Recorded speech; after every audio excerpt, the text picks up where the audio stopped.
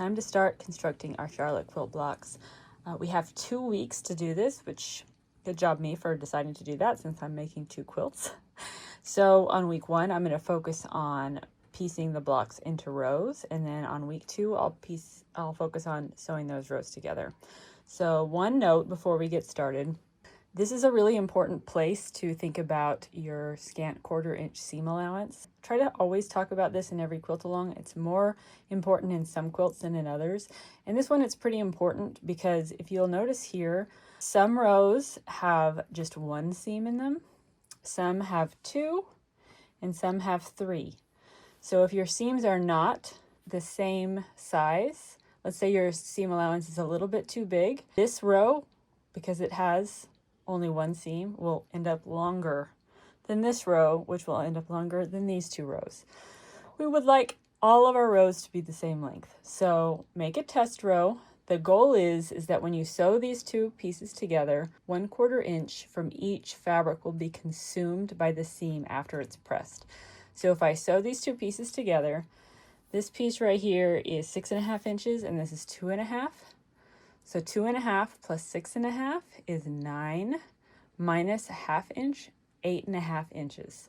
So this should be exactly 8.5 inches when these 2 pieces are sewn together.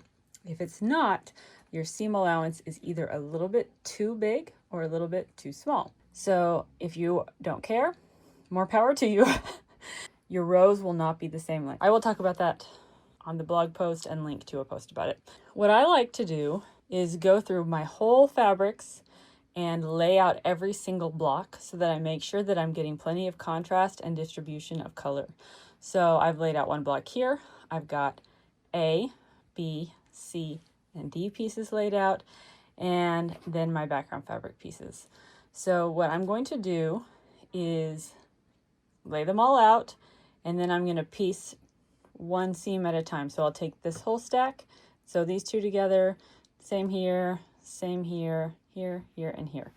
And then I will just keep piecing until all my rows are sewn together. So I'm going to show you in a very fast video of me laying my blocks out, and then I'm going to sew these together. You can pin if you want to. This is one of the very few situations in which I actually don't pin. It takes a lot of time, and I find that this in particular makes very little difference. So as long as you feel like you can sew them together and keep the edges of your fabric lined up nicely while you sew and get a good seam allowance, I wouldn't worry about pinning, but that is up to you. So now I'm going to lay all my fabrics out.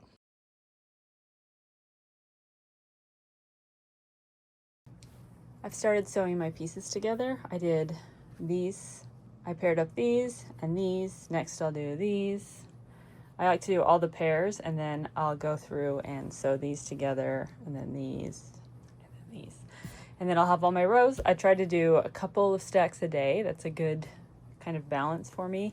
And in order to make it easy to move my setup blocks when I need space, I usually put them on a big square ruler like this so that I can easily move them. So if you start sewing your pieces together and you find that they are wonky, so they're not a straight line across here, it kind of goes like this and then like this, you either want to slow down quite a bit when you're sewing them or pin, or both. So if you're not getting good results, I recommend just slowing down a little bit can make a big difference. So I'm going to keep working on these, and then next week we'll talk about sewing the rows together.